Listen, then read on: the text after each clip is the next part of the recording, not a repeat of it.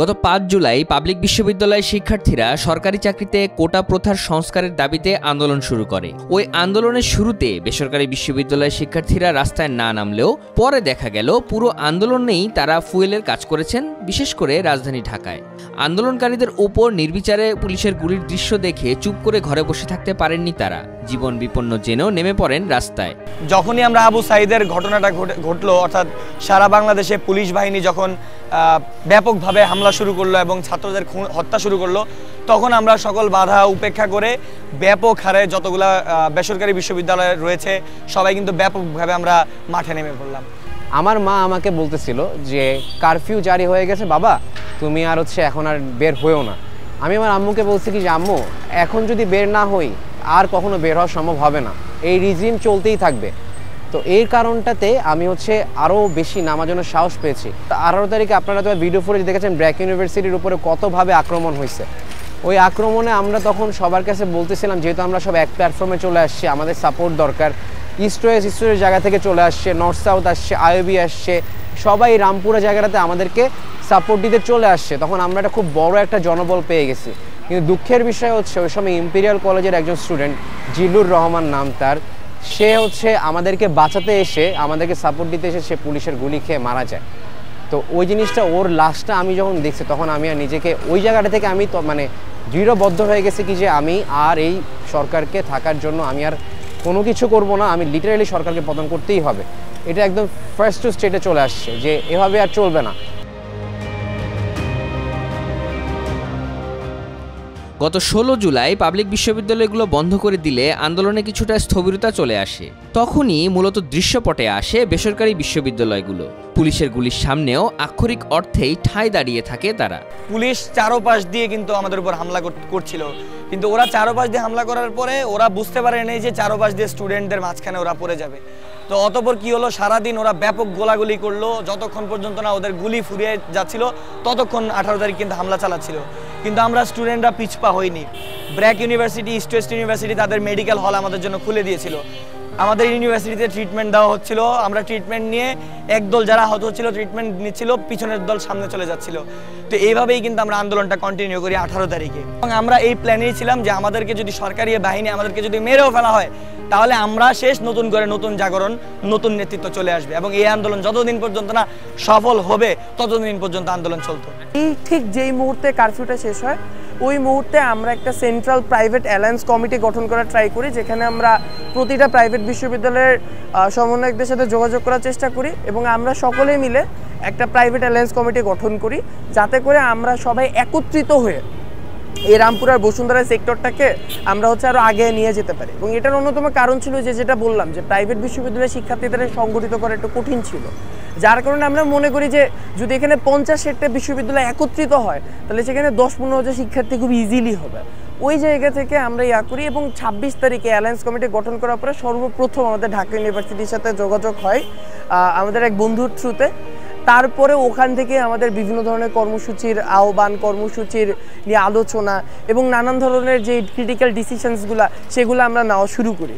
যখন আমরা দেখলাম যে পাবলিক ইউনিভার্সিটি আর ওরকমভাবে দাঁড়াতে পারছে না বা ওনাদের কাছে ওরকম শক্তি নাই, তখন আমরাই ওনাদের সাথে দাঁড়ালাম যে না, এখন আমাদেরও থাকতে হবে, আমাদেরও এই আন্দোলনে শরিক হতে হবে, কারণ এটা আমার আপনার সবার আন্দোলন ছিল ওই সময়টাতে। আমরা কীভাবে জিনিসটা সম্পন্ন করেছি, আমরা ডিসকর্ডে একসাথে বসেছি, আমরা হোয়াটসঅ্যাপের মাধ্যমে আমরা করেছি, এনক্রিপ্টেড যে জায়গাগুলো ছিল, কারণ তখন আপনি জানেন যে সব কিছুই কিন্তু আমাদের রেকর্ডেড হচ্ছিল। ইন্টেলভাবে আলাদাভাবে কাউকে না জানায় আমরা সবাই এক হয়ে বসতাম ওই সময় ওই কারফিউর মধ্যে, এবং নিজ নিজ নিরাপত্তা মেনে আমরা জানি যে আমরা বেরোলে আমাদেরকে গুলি করা হবে, ওটা মেনেও আমরা জেনেও আমরা সবাই এরকম এক হয়েছি। একটা গ্রুপ অফ জায়গাগুলোতে আমরা এক হয়ে আমরা কীভাবে কী কাজগুলো সম্পন্ন করবো এটা করেছি। এবং আরেকটা ছোট্ট কথা বলে দিই, আমরা এখানে রেডিও ফ্রিকোয়েন্সিটা ইউজ করেছি, যেটা অ্যাকচুয়ালি সরকার তখন ধরতে পারেনি, যেটা আমরা আগেই যেটা করা হয়েছিল রেডিও ফ্রিকোয়েন্সি ওয়াইজ আমরা সবাইকে একটা ফ্রিকোয়েন্সিতে এনেছি, যেন আমরা সবগুলো ভয়েস যেন একসাথে করতে পারি। ইস্ট ওয়েস্ট বলেন, ব্র্যাক ইউনিভার্সিটি বলেন, নর্থ সাউথ বলেন, আইওবি, এআইবি, সবাই তখন ওই ফ্রিকোয়েন্সির থ্রুতে আমরা কানেক্টেড ছিলাম, যেন কোনোভাবেই এই আন্দোলনটা বন্ধ না হয়। এবং আমরা ওই ইন্টারনেট চলে যাওয়াতে আমাদের একটা সুবিধা হয়েছে, যে সুবিধা হয়েছে কি ওনারা জানতে পারতেছিলেন না কি যে আমাদের পরের মুভটা কি হবে, যার কারণে কিন্তু এটা একটা প্লাস পয়েন্ট আমাদের জন্য হয়েছিল।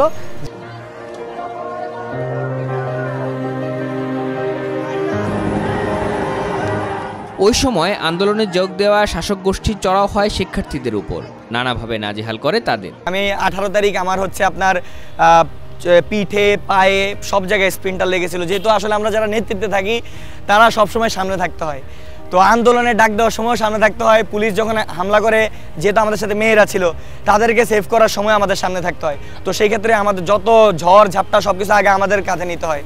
তো তারই পরিপ্রেক্ষিতে আমার পিঠে প্রায় 40 থেকে 50টার মতো স্প্রিন্টার লেগেছিল, আলহামদুলিল্লাহ সব বের করেছি।